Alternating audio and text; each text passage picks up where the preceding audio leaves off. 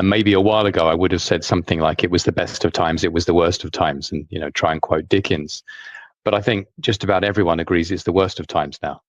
So that's largely irrelevant. Even the people who have been doing very well out of the present system are now waking up in panic and realizing that it's not sustainable the way it is. So yeah, interregnum is a good way of putting it. And maybe on the Bretton Woods, sort of my idea has been that the World War II order is now breaking down. All of these institutions, IMF, World Bank, WTO, and the dollar reserve. You had the gold-backed dollar reserve, which some people say ended in 1971, and then from there we were on Bretton Woods 2.0, the oil-backed dollar, and some people are saying now that that's done, and we're looking to Bretton Woods 3.0. And so where do you and then there's all this talk of de-dollarization, the rise of the East, multipolarity. What are your thoughts there? Well, there's a lot to unpack there.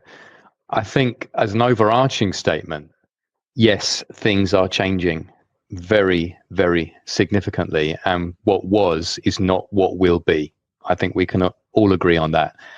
What will be, however, is open to question. There's a very broad spectrum of opinion, and it is an entirely political judgment. This is no longer something that you can just look at a spreadsheet about and say, well, clearly it's going to be X.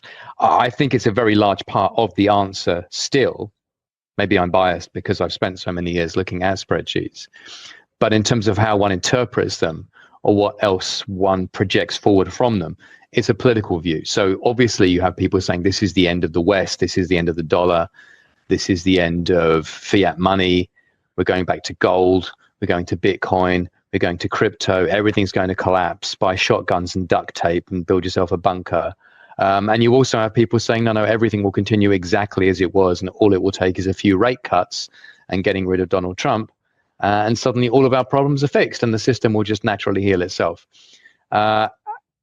And I think there's an awful lot of self-serving politics in all of those views, that people generally tend to project what they would like to see and what would suit their own book. And I mean that right the way across the spectrum, from Wall Street to Occupy Wall Street. People will tend to project what they think is going to happen will happen.